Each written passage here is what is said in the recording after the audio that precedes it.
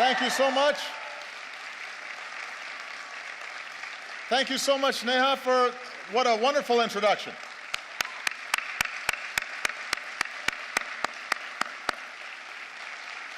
Everybody, please have a seat. Nothing fills me with more hope than when I hear incredible young people like Neha and all the outstanding work that she's doing on behalf of India's youth and for representing this nation's energy and its optimism and its idealism. She makes me very, very proud. And I'm sure, I think that may be her. Is that somebody related to you? Okay, because we just had a chance to meet, and she's beaming with pride right now, sitting next to you. Give Neha a big round of applause once again.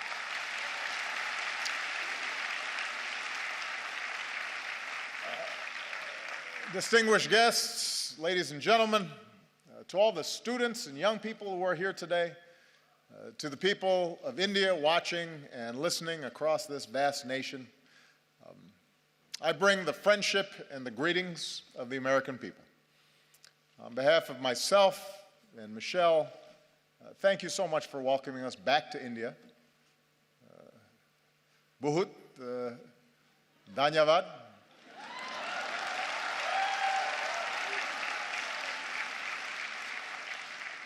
It has been a great honor to be the first American president to join you for Republic Day. With the tricolor waving above us, we celebrated the strength of your Constitution. We paid tribute to India's fallen heroes. In yesterday's parade, we saw the pride and the diversity of this nation, including the daredevils on their Royal Enfields, which was very impressive. Secret Service does not let me ride motorcycles, especially not on my head. I realize that the sight of an American president as your chief guest on Republic Day would once have seemed unimaginable, but my visit reflects the possibilities of a new moment. As I've said many times, I believe that the relationship between India and the United States can be one of the defining partnerships of the century. When I spoke to your parliament on my last visit, I laid out my vision for how our two nations can build that partnership. And today I want to speak directly to you, the people of India, about what I believe we can achieve together and how we can do it. And my commitment to a new chapter between our countries flows from the deep friendship between our people. And Michelle and I have felt it ourselves. I recognized India with the first state visit of my presidency, where we also danced to some pretty good Bhangra. For the first time, we brought Diwali to the White House. On our last celebration here,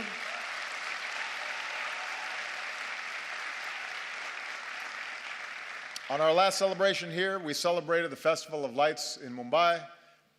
We danced with some children. Unfortunately, we were not able to schedule any dancing this visit. Señorita, bude desho me. You know what I mean. So,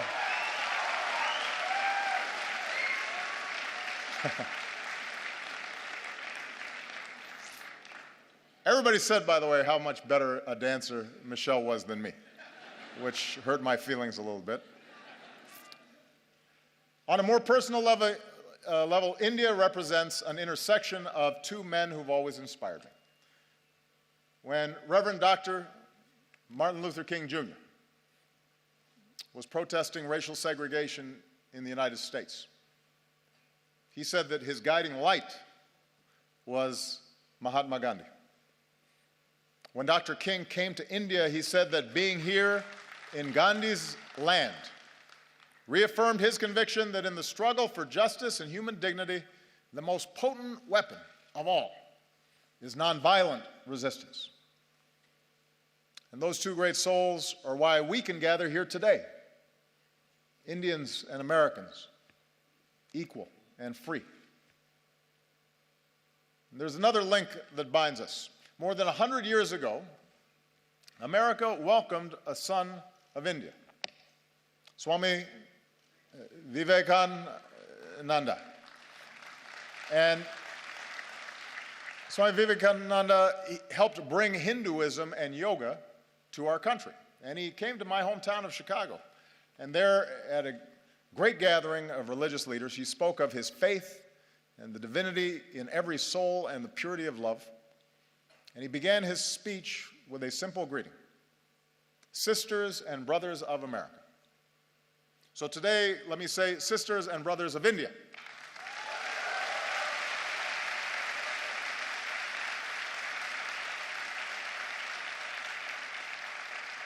My confidence in what our nations can achieve together is rooted in the values that we share. For we may have our different histories and speak different languages, but when we look at each other, we see a reflection of ourselves.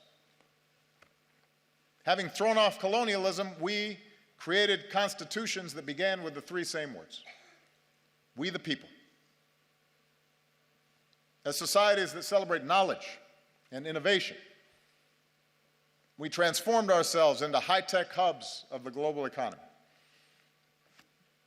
Together, we unlocked new discoveries, from the particles of creation to outer space. And we are among the few nations to have gone to both the moon and to Mars.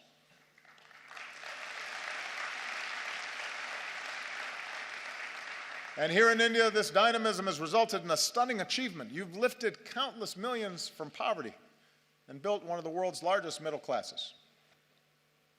And nobody embodies this progress and this sense of possibility more than our young people.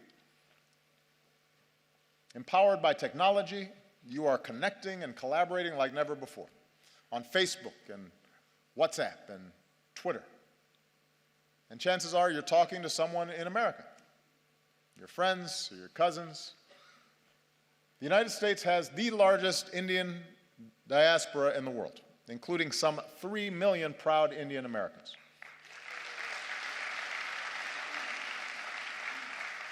And they make America stronger, and they tie us together.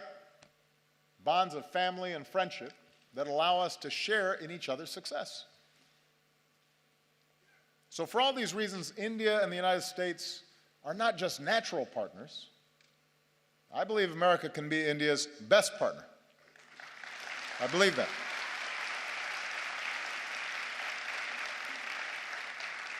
Of course, only Indians can decide India's role in the world, but I'm here because I'm absolutely convinced that both our peoples will have more jobs and opportunity, and our nations will be more secure, and the world will be safer and a more just place when our two democracies, the world's largest democracy and the world's oldest democracy, stand together. I believe that. So here in New Delhi, Prime Minister Modi and I have begun this work anew, and here's what I think we can do together. America wants to be your partner as you lift up the lives of the Indian people and provide greater opportunity. So working together, we're giving farmers new techniques and data, from our satellites to their cell phones, to increase yields and boost incomes. We're joining you in your effort to empower every Indian with a bank account. And with the breakthroughs we achieved on this visit, we can finally move toward fully implementing our civil nuclear agreement, which will mean more reliable electricity for Indians and cleaner non-carbon energy that helps fight climate change.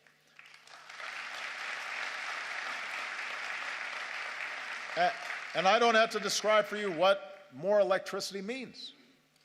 Students being able to study at night, businesses being able to stay open longer and hire more workers, farmers being able to use mechanized tools that increase their productivity, whole communities seeing more prosperity. In recent years, India has lifted more people out of poverty than any other country, and now we have a historic opportunity, with India leading the way, to end the injustice of extreme poverty all around the world.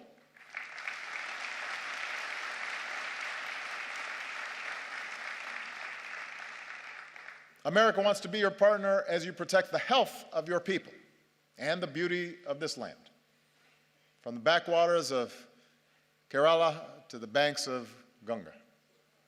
As we deliver more energy, more electricity, let's do it with clean, renewable energy like solar and wind. And let's put cleaner vehicles on the road and more filtration systems on farms and villages.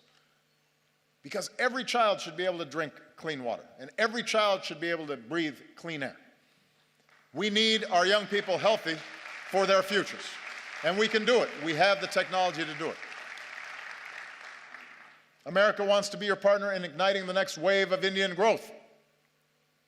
As India pursues more trade and investment, we want to be first in line. We're ready to join you in building new infrastructure, the roads and the airports, the ports, the bullet trains to propel India into the future. We're ready to help design smart cities that serve citizens better, and we want to develop more advanced technologies with India as we do with our closest allies. We believe we can be even closer partners in ensuring our mutual security. Now, both our nations have known the anguish of terrorism, and we stand united in the defense of our people. And now we're deepening our defense cooperation against new challenges. The United States welcomes a greater role for India in the Asia-Pacific, where the freedom of navigation must be upheld and disputes must be resolved peacefully. And even as we acknowledge the world as it is, we must never stop working for the world as it should be, a world without nuclear weapons. That should be a goal for all of us.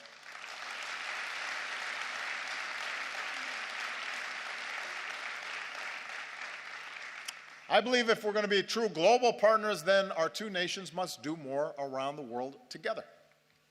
So to ensure international security and peace, multilateral institutions created in the 20th century have to be updated for the 21st.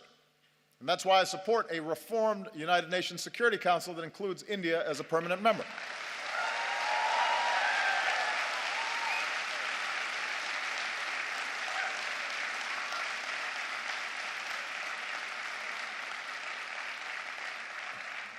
Of course, as I've said before, with power comes responsibility. In this region, India can play a positive role in helping countries forge a better future. From Burma to Sri Lanka, where today there's new hope for democracy. With your experience in elections, you can help other countries with theirs. With your expertise in science and medicine, India can do more around the world to fight disease and develop new vaccines, and help us end the moral outrage of even a single child dying from a preventable disease. Together, we can stand up against human trafficking and work to end the scourge of modern-day slavery.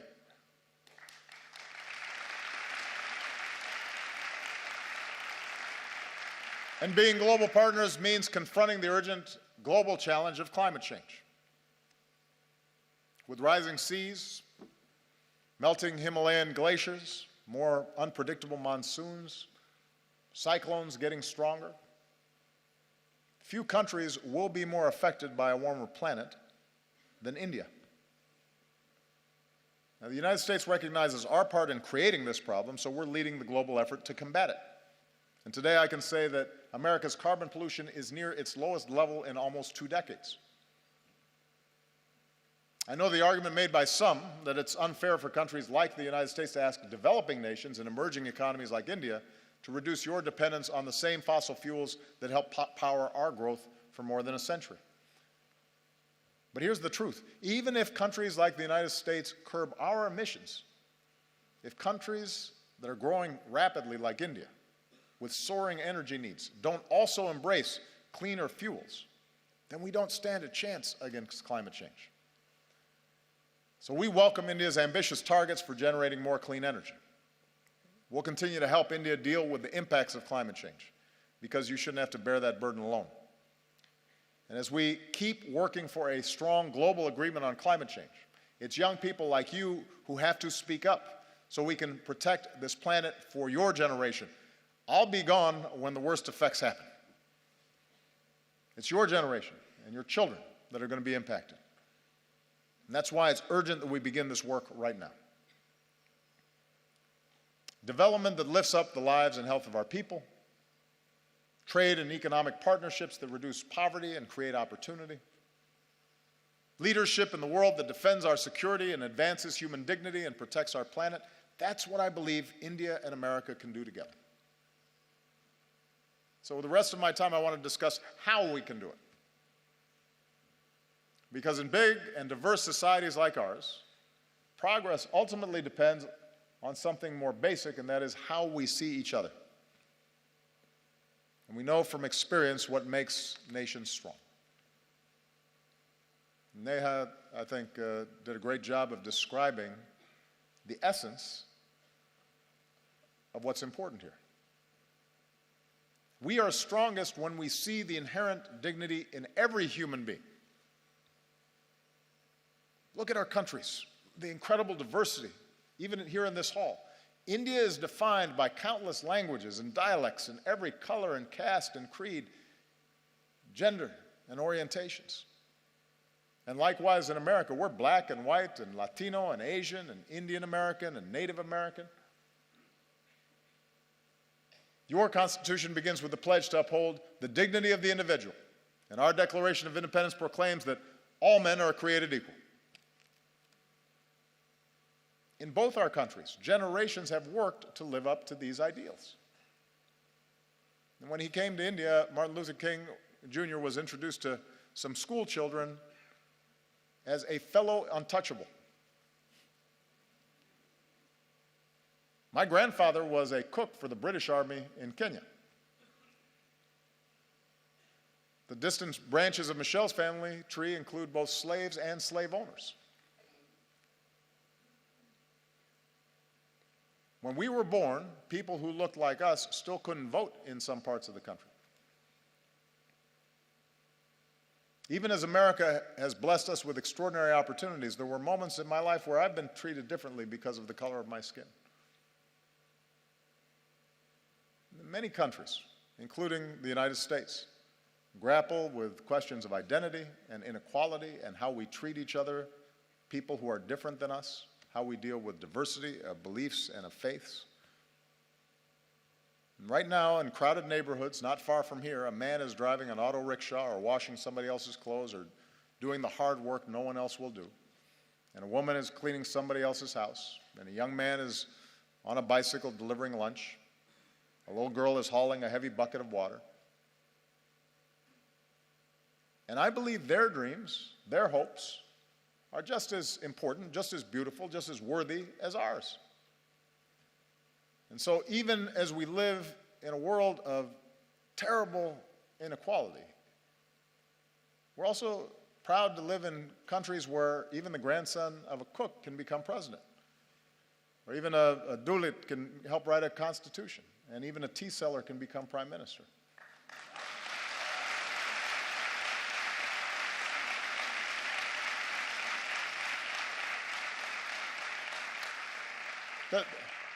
The point is that the aim of our work must be not to just have a few do well,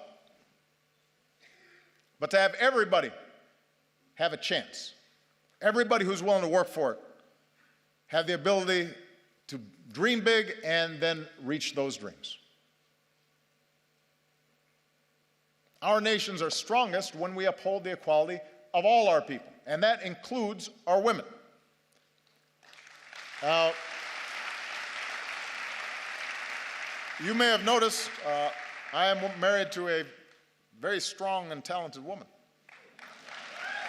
Michelle is not afraid to speak her mind or tell me when I'm wrong, which happens frequently. And we have two beautiful daughters, so I'm surrounded by smart, strong women. And in raising our girls, we've tried to instill in them basic values.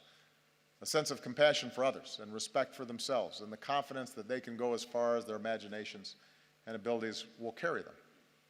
And as part of Michelle's work as First Lady, she's met with women and girls around the world, including here in India, to let them know that America believes in them too.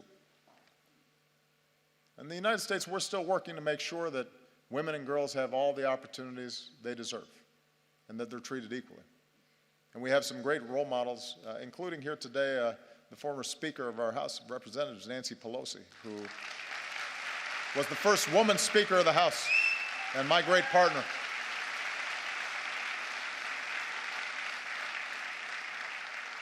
And here in India, it's the wives and the mothers who so often hold families and communities together.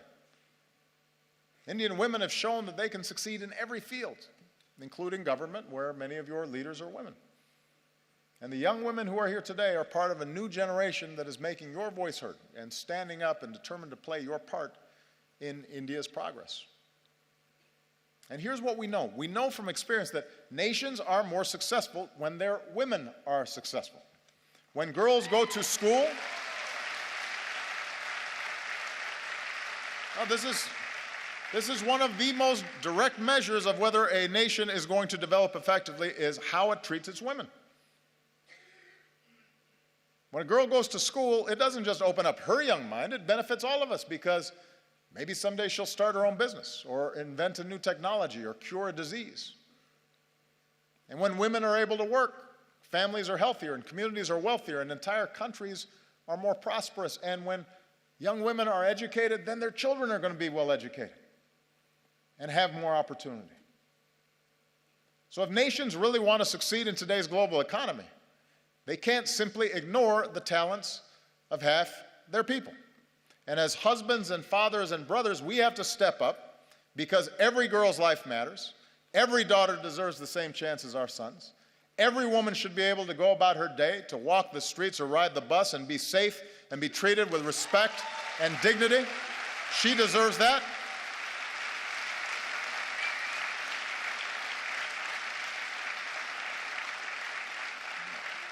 And one of the favorite things about this trip for me has been to see all these incredible Indian women in the armed forces, including the person who commanded the guard that greeted me when I arrived.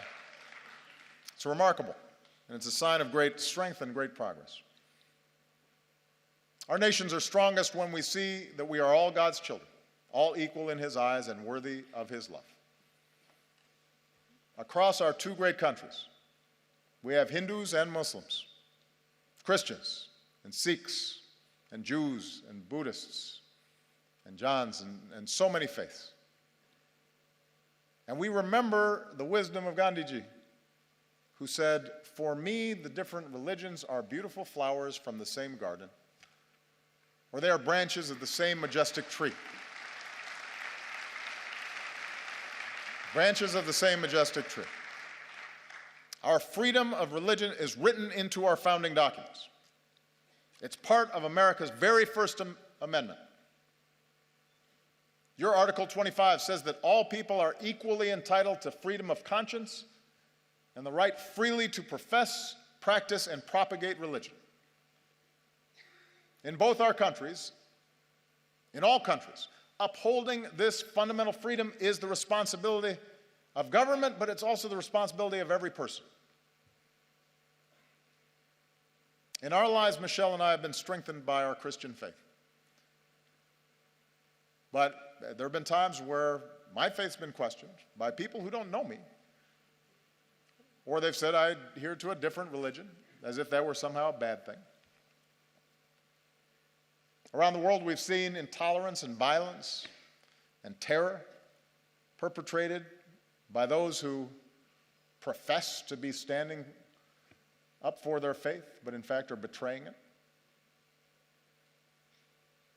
No society is immune from the darkest impulses of man, and too often, religion has been used to tap into those darker impulses as opposed to the light of God.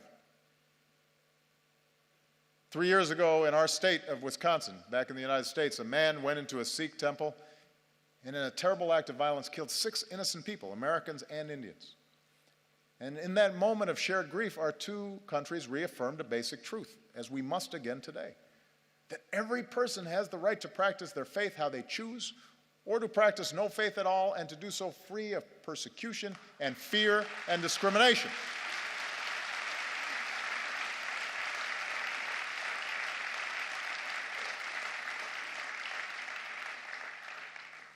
The peace we seek in the world begins in human hearts. And it finds its glorious expression when we look beyond any differences in religion or tribe and rejoice in the beauty of every soul. And nowhere is that more important than India. Nowhere is it going to be more necessary for that foundational value to be upheld. India will succeed so long as it is not splintered along the lines of religious faith, so long as it's not splintered along any lines and is unified as one nation.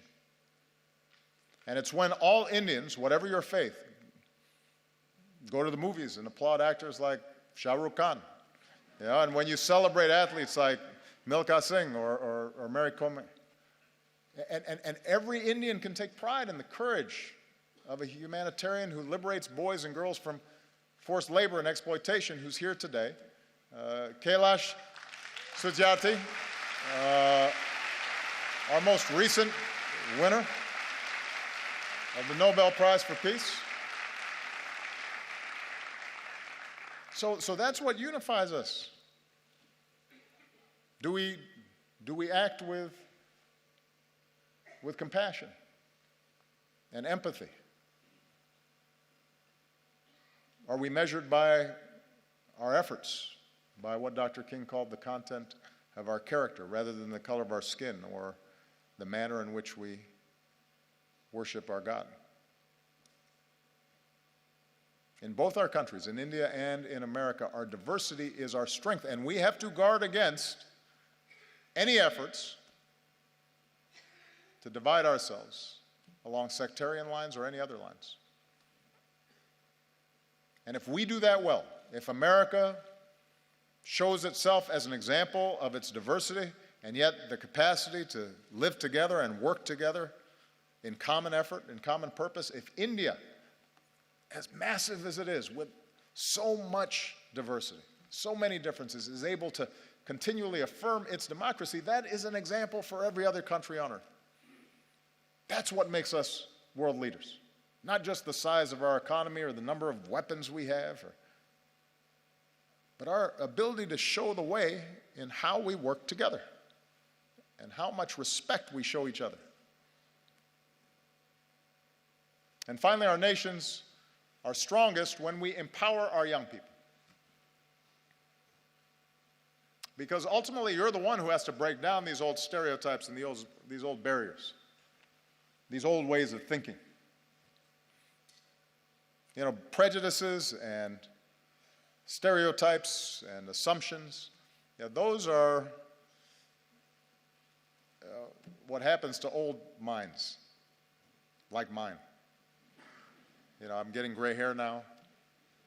I was more youthful when I first started this office. And that's why young people are so important in these efforts. You know, here in India, most people are under 35 years old. And India is on track to become the world's most populous country. So young Indians like you aren't just going to define the future of this nation, you're going to shape the world. Like young people everywhere, you want to get an education and find a good job and make your mark, and it's not easy. But in our two countries, it's possible. Remember, Michelle and I don't come from wealthy backgrounds or famous families. Our families didn't have a lot of money. We did have parents and teachers and communities that cared about us, and with the help of scholarships and student loans, we were able to attend some of the best schools in the world.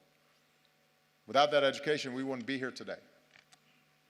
So whether it's in America or here in India or around the world, we believe young people like you ought to have every chance to pursue your dreams as well. So as India builds new community colleges, we'll link you with our own, so more young people graduate with the skills and training to succeed. We'll increase collaborations between our colleges and universities and help create the next Indian Institute of Technology. And we'll encourage young entrepreneurs who want to start a business. And we'll increase exchanges because I want more American students coming to India and more Indian students coming to America.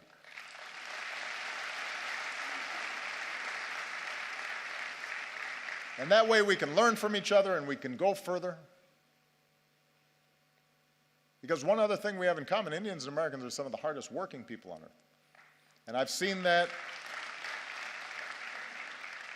Michelle and I have seen that in a family here in India. I just want to tell you a quick story. On our last visit here, we visited Humayun's tomb. And while we were there, we met some of the laborers who are the backbone of this nation's progress.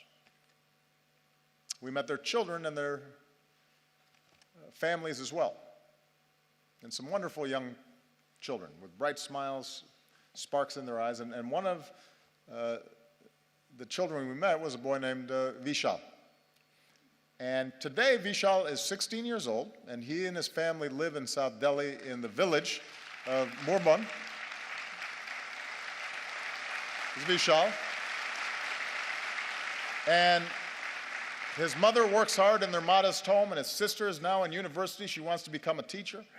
His brother is a construction worker earning his daily wage. And his father works as a stone layer farther away, but sends home what little he makes so Vishal can go to school.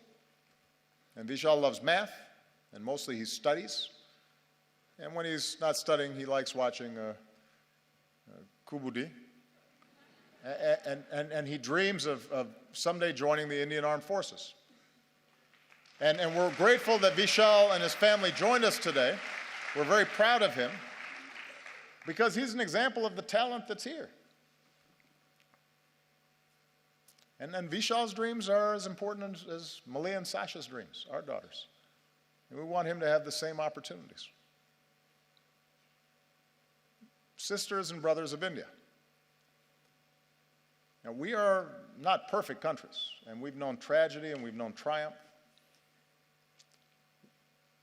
We're home to glittering skyscrapers, but also terrible poverty, and new wealth, but also rising inequality. We have many challenges in front of us. But the reason I stand here today, and I'm so optimistic about our future together, is that despite our imperfections, our two nations possess the keys to progress in the century ahead. We vote in free elections. We work and we build and we innovate. We lift up the least among us. We reach for heights previous generations could not even imagine. We respect human rights and human dignity, and it is recorded in our constitutions. And we keep striving to live up to those ideals put to paper all those years ago. And we do these things because they make our lives better and safer and more prosperous, but we also do them because our moral imaginations extend beyond the limits of our own lives. And we believe that the circumstances of our birth need not dictate the arc of our lives. We believe in the father working far from home, sending money back so his family might have a better life. We believe in the mother who goes without so that her children might have something more. We believe in the laborer earning his daily wage and the student pursuing her degree. And we believe in a young boy who knows that if he just keeps studying, if he's just given the chance, his hopes might be realized too. We are all beautiful flowers from the same garden, branches of the same majestic tree. And I'm the first American president to come to your country twice, but I predict I will not be the last, because as Americans, we believe in the promise of India. We believe in the people of India. We are proud to be your friend. We are proud to be your partner as you build the country of your dreams. Jai Hind. Thank you. Jai Hind.